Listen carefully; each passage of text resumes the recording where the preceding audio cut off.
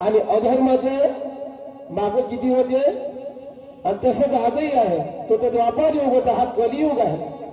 धर्माच्या बाजूने 5 केव्हा होते पण आता एकच आहे आणि 99 तुमच्या विरोधात आहेत. तर मग ते एक आहे म्हणून हे पृथ्वी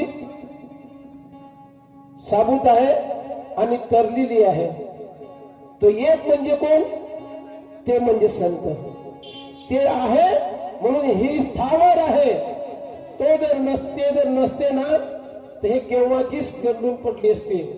म्हणून म्हटलेलं आहे, राष्ट्रसंत तुकडोजी बाबा म्हणतात, है संत दुनिया में तब ही रही दुनिया खड़ी, इनके प्रतापों से आज तक नहीं नीचे पड़ी, इतना जगत में पाप है अंदाज के बाहर चला, पर संतों का पुण्य है जग आज तक ना ढला. हे